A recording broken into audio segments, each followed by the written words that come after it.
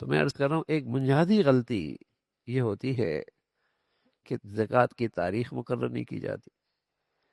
پھر کوتاہی ہم سے یہ ہوتی ہے کہ ہمیں پتہ نہیں ہوتا کہ زکوٰۃ کن کن چیزوں پہ فرض ہے، کون کون سی چیزیں ایسی ہیں جن پر زکوٰۃ فرض ہوتی ہے۔ تیسری بڑی غلطی یہ ہوتی ہے کہ ہم اس غلطی میں مبتلا ہو جاتے ہیں کہ ہر چیز پہ سال گزرنا ضروری ہے۔ یہ بھی غلط ہے، یہ بھی غلط ہے۔ تو یہ چند چیزیں ایسی ہیں کہ بس اوقات زکوٰۃ دینے والا بھی ان چیزوں کا خیال نہ رکھنے کی وجہ سے فریضہ زکوٰۃ میں کوتاہی کرنے والا ہوتا ہے اور اس فریضے کی ادائیگی سے محروم رہتا ہے۔ ظاہر ہے، مثال کے طور پہ میرا سال پورا ہو رہا تھا یکم رمضان، میں نے زکوٰۃ دے دی 15 دن پہلے حساب کر کے۔ اب جو 15 دن کے اندر رقم آئی اس کی زکوٰۃ تو رہ گئی، اس کی زکوٰۃ تو رہ گئی، اس میں بھی سال تو یکم رمضان کو ہو رہا تھا، میں نے 15 دن پہلے ادا کر دی، حالانکہ مجھے حساب تو یکم رمضان تک کرنا چاہیے تھا، اس کے لحاظ سے مجھے اپنی زکوٰۃ کی مالیت طے کرنی تھی، اور 15 دن کی زکوٰۃ رہ گئی۔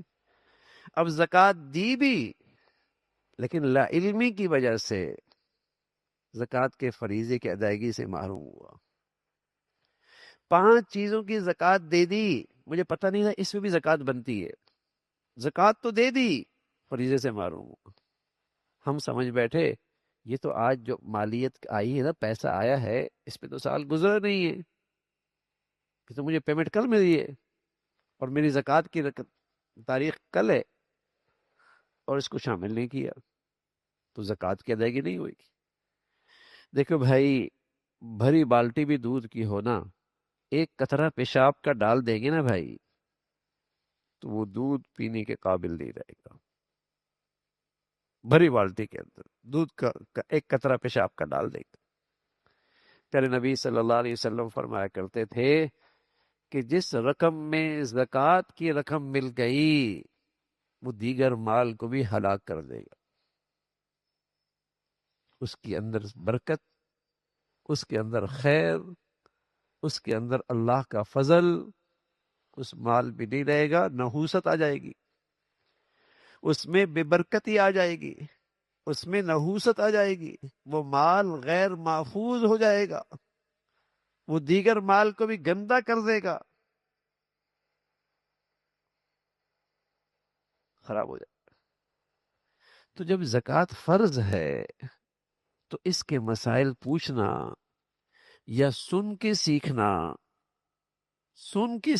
یہ ضروری ہے۔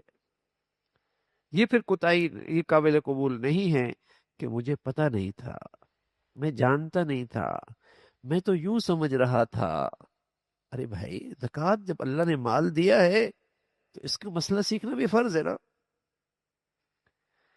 اس کا مسئلہ سیکھنا بھی فرض ہے، ضروری ہے۔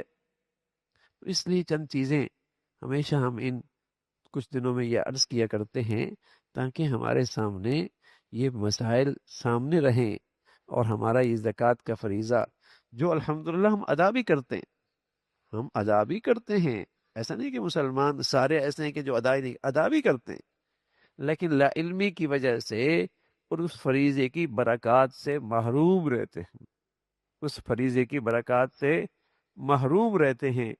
تو فرمایا زکوٰۃ اسلام کا اہم ترین رکن ہے۔